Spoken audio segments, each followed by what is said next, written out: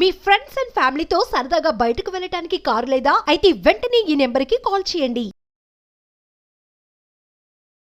Hello Andy, I'm Anita and I'm here with you all to tell you all one basic concept. Basic concepts లలో verbs and pronouns చాలా important అని చెప్తూ ఉంటాను అనమాట. ఎందుకంటే మీకు సెంటెన్స్ ఫార్మేషన్ అస్సలు రాదు. వర్బ్ ఒక్కటే తెలిసిన అట్లీస్ట్ మీరు కన్వే చేయగలుగుతారు మీరు చెప్పాలనుకున్నది వర్బ్ తెలిస్తే. దాని తర్వాత కొన్ని ప్రొనౌన్స్ నేర్చుకోండి, కొంచెం ఈజీగా సెంటెన్సెస్ స్టార్ట్ చేయొచ్చు అని చెప్తూ ఉంటా. ఇంకొంచెం ముందుకెళ్తే టెన్సెస్ నేర్చుకోండి అని చెప్తూ ఉంటారు.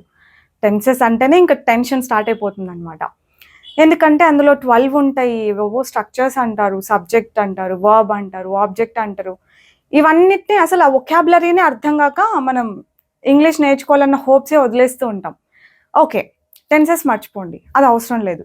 కానీ నేను చెప్పే ఈ హెల్పింగ్ వర్బ్స్ని ఎలా యూజ్ చేయాలి, ఒక్కొక్క హెల్పింగ్ వర్బ్ యూజ్ చేసి క్వశ్చన్ అడిగినప్పుడు మీనింగ్ ఎలా చేంజ్ అవుతుంది, ఈ ఒక్క కాన్సెప్ట్ పైన మీరు కాన్సన్ట్రేట్ చేయగలిగితే మీరు టెన్సెస్ నేర్చుకోకుండానే బేసిక్ ఇంగ్లీష్ మాట్లాడొచ్చు. ఇవే టెన్సెస్, యాక్చువల్గా టెన్సెస్లో ఇవే ఉంటాయి, కాకపోతే మనం స్ట్రక్చర్స్ నేర్చుకోం. ఈ హెల్పింగ్ వర్బ్స్ది ఎట్లా యూజ్ చేయాలి, ఒక్కొక్క హెల్పింగ్ వర్బ్ని ఎలా యూజ్ చేయాలి, అది యూజ్ చేసినప్పుడు మీనింగ్ ఎలా చేంజ్ అవుతుంది, అంతే. ఈ రెండు విషయాలపైన కాన్సన్ట్రేట్ చేస్తే కనుక you can speak some basic English. ఓకేనా? Shall we see the usage of it now. సరే, ఫస్ట్ డూ డస్ ఉంది కదా, ఇవి రెండు ఎప్పుడు యూజ్ చేస్తామంటే మనం రోజు కొన్ని పనులు చేస్తాం. లైక్ పొద్దున్నే నిద్ర లేవడం, ఎక్సర్సైజ్ చేయడం, కాఫీ తాగడం, న్యూస్ పేపర్ చదవడం. న్యూస్ పేపర్ ఎక్సర్సైజ్ కాకపోయినా అట్లీస్ట్ వాట్సాప్ చూస్తాం కదా, అందరికి మెసేజ్లు చేస్తాం కదా, వాకింగ్కి వెళ్తాం, రైట్, బయటకు వెళ్తాం, తింటూ ఉంటాం, ఫ్రెండ్స్ని కలుస్తాం. ఇవన్నీ మనం రోజు చేసే పనులు. వీటి గురించి క్వశ్చన్ అడగాలి అంటే మనం ఏదో డూ ఆర్ డస్ యూజ్ చేసి క్వశ్చన్ అడుగుతాం. లైక్ మీరు కాఫీ తాగుతారా అని నేను అడగాలంటే do you drink coffee or do you have coffee అని అడుగుతాం. Do you have coffee? తాగుతారా అని అంటే మీకు అలవాటు ఉందా అని. మీరు ఎక్సర్సైజ్ చేస్తారా? Same, do you exercise?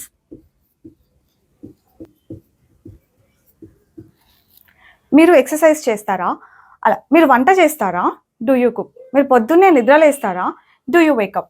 మనకు హెల్పింగ్ వర్బ్ ప్రొనౌన్ కాంబినేషన్ చాలా ఇంపార్టెంట్ అనమాట. Do you, do they. ఎక్కువ ఇలా క్వశ్చన్ అడుగుతాం, డూ యూ, డూ దే. వాళ్ళు మీకు హెల్ప్ చేస్తుంటారా? వాళ్ళు ఇక్కడికి వస్తూ ఉంటారా? వాళ్ళు మీతో మాట్లాడుతూ ఉంటారా? ఇలాంటి క్వశ్చన్స్ అన్నీ do they talk to you, do they help you, ఇలా అడుగుతాం. సి, ఒక్క హెల్పింగ్ వర్బ్ యూసేజ్ చూసినప్పుడు అది ఈజీగానే అనిపిస్తుంది. The point is here actually. ఇది తెలుసు, ఈజీ వచ్చేసింది, అట్లా కాదు. మనం ప్రతి ఒక్క హెల్పింగ్ వర్బ్ డిఫరెన్స్ తెలియాలన్నమాట. యాక్చువల్గా తెలుగు బాగా రావాలి, ఇవి అర్థం కావాలంటే అని చెప్తూ ఉంటాం. తెలుగు రాకేముంది, తెలుగు రోజు మాట్లాడుతున్నాం కదా అని అనుకుంటారు, కానీ తెలుగు మాట్లాడడం వచ్చు, అనలైజ్ చేయడం రాలేదు. అంటే కలిసారా, కలుస్తారా, రేపో ఎల్లుండో కలుస్తారా, ఇప్పుడు కలవడానికి వెళ్తున్నారా, ఇట్లా 4 రకాలు సెంటెన్సెస్ ఉంటాయి.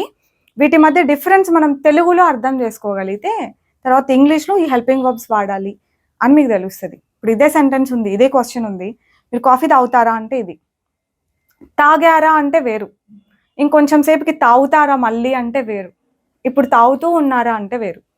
ఇది మీకు తెలుసు, బాగా క్లారిటీ ఉంది, ప్రతి వర్బ్ని ఇట్లా 4 రకాలుగా క్వశ్చన్స్ అడగొచ్చు అని తెలిస్తే మీరు బేసిక్ ఇంగ్లీష్ ఈజీగా మాట్లాడొచ్చు.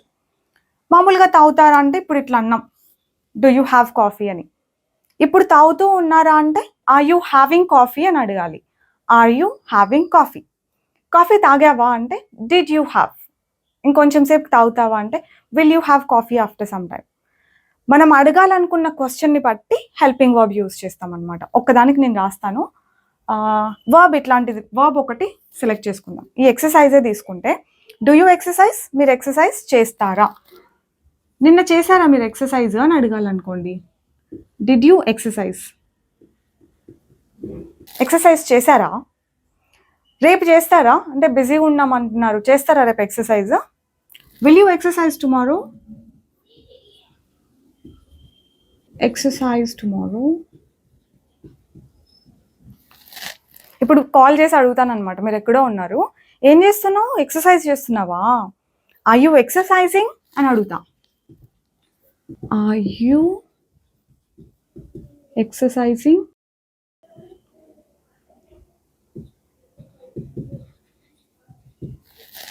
ఎక్సర్సైజ్ చేస్తూ ఉన్నారా అని అర్థం.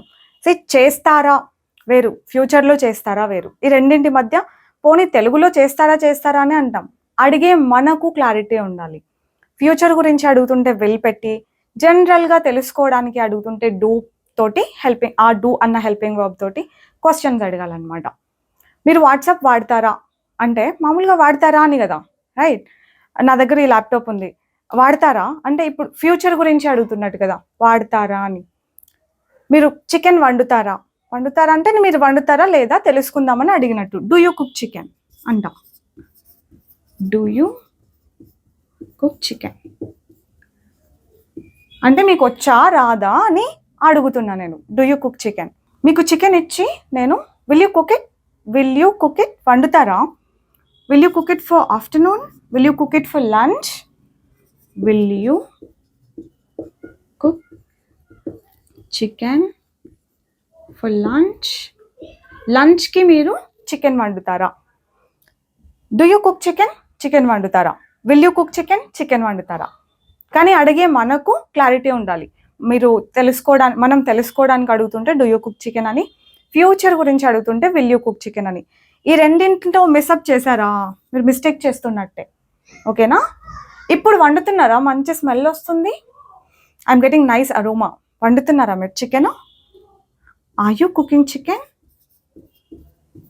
Are you cooking chicken? వండేసారా మీరు already? Did you cook chicken? Last night మీరు చికెన్ వండారా? Did you cook chicken last night? So నేను చెప్పేది ఏంటంటే, తెలుగులో ఫస్ట్ క్లారిటీగా మనం అర్థం చేసుకొని ఏది ఎప్పుడు యూజ్ చేస్తామని ఆ హెల్పింగ్ వర్బ్ ముందు పెట్టి మనం క్వశ్చన్ అడగాలి. ఓకేనా? ఇప్పుడు చూడండి, డూ డస్ ఎప్పుడు యూజ్ చేస్తామని చెప్పాను, డైలీ రెగ్యులర్గా చేసే పనుల గురించి క్వశ్చన్ అడగడానికి. మరి డిడ్ పాస్ట్, విల్ ఫ్యూచర్. మనకు తెలుసు కదా, ఇది డిడ్ పాస్ట్ విల్ ఫ్యూచర్ అని తెలుసు. ఇది ఆ పని ఇప్పుడు జరుగుతూ ఉంటే అడగొచ్చు. ఇన్ఫ్యాక్ట్ ఇది ఫ్యూచర్ గురించి కూడా అడగొచ్చు, అది కొంచెం అడ్వాన్స్డ్, దాని గురించి మళ్ళీ చూద్దాం. బట్ మనం బేసిక్సే నేర్చుకుంటున్నాం కాబట్టి let's look at only basic things. Apart from this ఇంకా చాలా ఉన్నాయి, కానీ మనం బేసిక్స్ నేర్చుకుంటున్నప్పుడు ఇది ఇన్నఫ్ అని అంటున్నాను అనమాట. That's what my point is. ఇవన్నీ అర్థమైనట్టే ఉంటాయి, కానీ అర్థమైంది మనకన్నా క్లారిటీ ఎప్పుడు వస్తుంది తెలుసా? మనం ఎక్కడైనా టెస్ట్ చేసుకున్నప్పుడు. అది ఎక్కడో ఎందుకు ఇక్కడే చేద్దాం, క్లాస్ రూమ్లో. నేను కొన్ని తెలుగు సెంటెన్సెస్ చెప్తాను, అది మీరు జస్ట్ ఒక టైం తీసుకొని నేను రాసేలోపు గెస్ చేయండి. అది మీరు కరెక్ట్గా గెస్ చేశారా లేదా, నేను రాసింది మీరు చెప్పింది, మీరు గెస్ చేసింది కరెక్ట్ అయిపోవాలి. ఓకే? డూని యూ తోటి దే తోటి యూస్ చేస్తాం అనుకున్నాం, రైట్? మరి డస్ ఎప్పుడు? ప్రొనౌన్ కాంబినేషన్ ఏంటంటే షీ, హీ, ఇట్. ఇన్ఫ్యాక్ట్ ఇక్కడ ఐ, వి అవి కూడా వస్తాయి, బట్ దాంతో తక్కువ అడుగుతాం కదా క్వశ్చన్స్, అందుకని చెప్పలేదు. డస్ తోటి does she, does he, does it. Pronoun combination తెలుసా మీకు? ఈజ్ వచ్చిందంటే is she, is he, is it అంటాం. ఆర్ ఉంది అంటే ఆర్ యూ, ఆర్ దే. నేను ఇక్కడ లైక్ మా ఏరియాలో అబ్జర్వ్ చేసినది ఏంటంటే, మన వాళ్ళు షీస్, హీస్ అని ఈజీగానే అనేస్తున్నారు, ఇట్ ఈజ్ అని. యు ఆర్, దే ఆర్, ఇవన్నీ ఈజీగానే వస్తున్నాయి. కాకపోతే ఈజ్ షీ క్వశ్చన్ అడగాలంటే ఈజ్ షీ, ఈజ్ హీ ఇవి రావట్లేదు అనమాట. ఆమె నిద్రపోతూ ఉందా అని అడగాలంటే షీ స్లీపింగ్. ఇంటోనేషన్ ఎట్లుంటుందంటే క్వశ్చన్ అడిగినట్టే ఉంటుంది, కానీ అది క్వశ్చన్ కాదు. షీ స్లీపింగ్ క్వశ్చన్ కాదు. క్వశ్చన్ అవ్వాలి అంటే ఏం చేయాలి? ఈ హెల్పింగ్ వర్బే ముందు ఉండాలి. ఇది క్వశ్చన్ అడగాలంటే ఒక rule. Yes or no type of question అడగాలి అంటే హెల్పింగ్ వర్బే ఫస్ట్ ఉండాలి, అది రూల్. ఎందుకని వీటిని yes or no type of questions అనాలి? ఈజ్ షీ స్లీపింగ్ అని అడిగితే ఎస్, లేదంటే నో. ఆన్సర్ చెప్తే సరిపోయింది, చూసారా?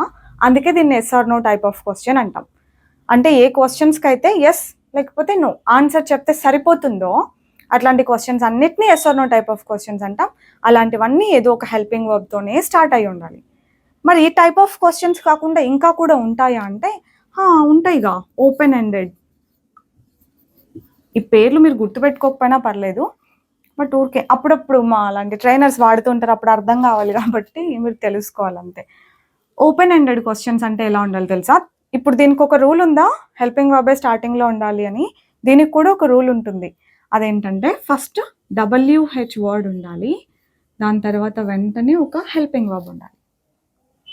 WH వర్డ్ ఉండాలి, వెంటనే ఒక హెల్పింగ్ వర్బ్ ఉండాలి.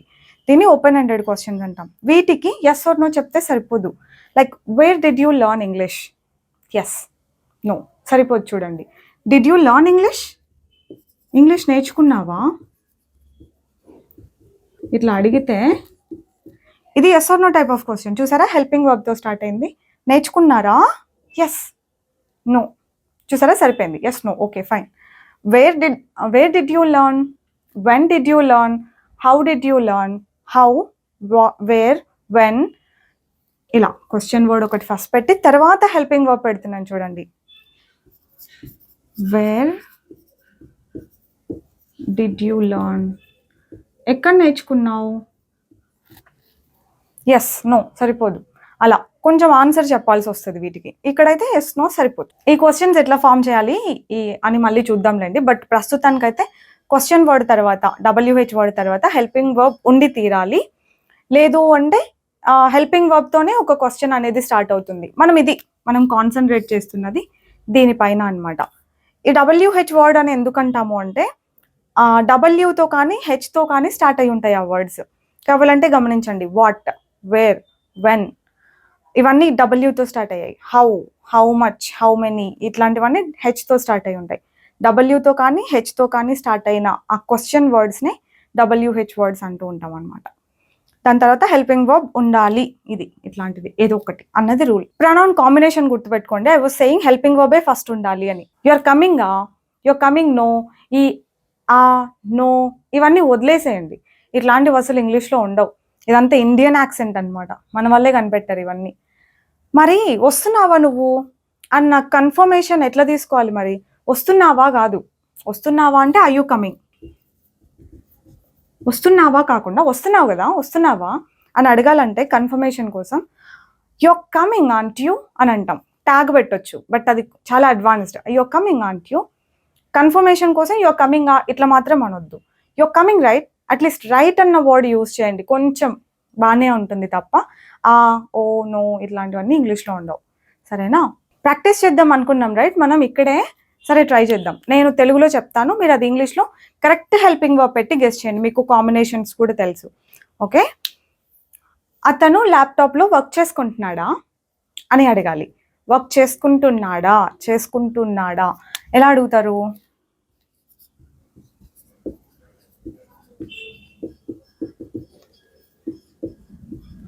Is he working on his laptop?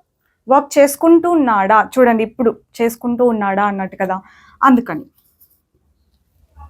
అతను ఈ ల్యాప్టాప్లో వర్క్ చేస్తుంటాడా? ఈ ల్యాప్టాప్లో అతను వర్క్ చేస్తుంటాడా?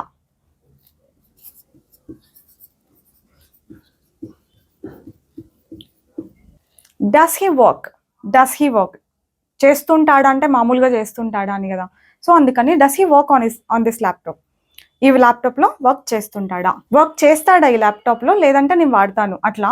వర్క్ చేస్తాడా అతని ల్యాప్టాప్లో? చేస్తాడా అని అడగాలి. అప్పుడు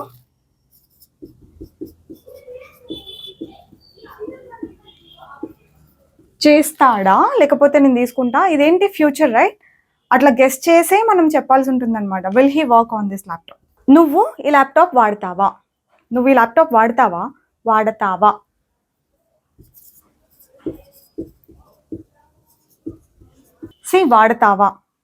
do you use this laptop? వాడావా నువ్వు ఈ ల్యాప్టాప్? ఎందుకు ఆన్లో ఉంది? నువ్వు ఈ ల్యాప్టాప్ వాడావా అని అడగాలి. అప్పుడు